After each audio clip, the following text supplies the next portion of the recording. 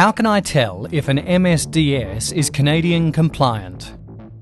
Welcome to another installment of NextReg on Compliance. My name is Mike Moffat and I'm the Director of Communications here at NextReg Compliance.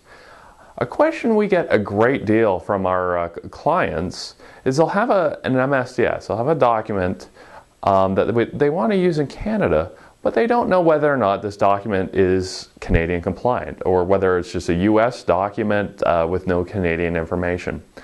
Now there's a few telltale signs that we use here at NextReg that show that a document is not Canadian compliant.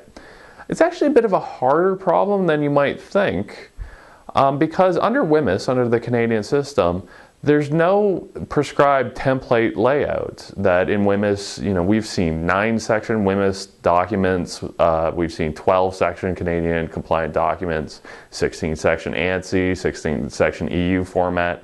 So it does make seeing whether or not a MSDS is compliant in Canada a bit of a difficult problem. But there are really 4 telltale signs that we look for that show a document is not Canadian compliant.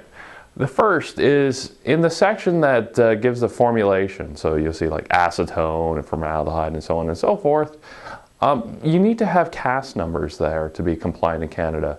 If there are no CAS numbers, then chances are you do not have a Canadian compliant document. Another telltale sign is in the transportation section. If the transportation section is missing a TDG classification, that's Canada's classification for transportation, if instead it only has something like a DOT classification, a US DOT classification, then what you've got there is a US document that again is not Canadian compliant. This is another telltale sign. Third is, again, let's go back to the section where we've got the formulation, your acetone and formaldehyde and so on and so forth. Under WHMIS, there are 13 percentage ranges you can use to describe the amount a single component makes up of the mixture as a whole. So, 1 to 5%, 60 to 100, and so on. Now, you don't have to use these ranges, but you cannot use a range that's wider than any of those ranges. So, take that 1 to 5 example. You could use a 3 to 4 range, or you could write out 3.72% on your MSDS, but you couldn't do something like 0 to 8% because that's wider than what WHMIS allows.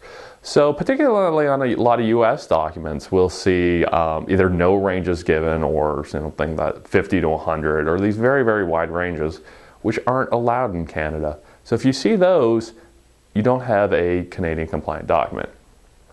And finally, a big one is go to the section where you have your physical and chemical properties. So in an ANSI compliant document, this would be section 9. Under WHMIS, there are a number of headings that are required to appear on the MSDS, such as pH, but there are more obscure ones, such as coefficient of oil/water distribution, that needs to appear on the document. Now, interestingly enough, you don't actually necessarily have to have data for these. A lot of times on the MSDS, a lot of these sections will say they're not applicable or not available, but those headings have to be on a Canadian compliant document. If they're not there, then what you have is likely a US document that is not compliant in Canada. So those are the 4 signs that we look for to see whether or not an MSDS is compliant in Canada.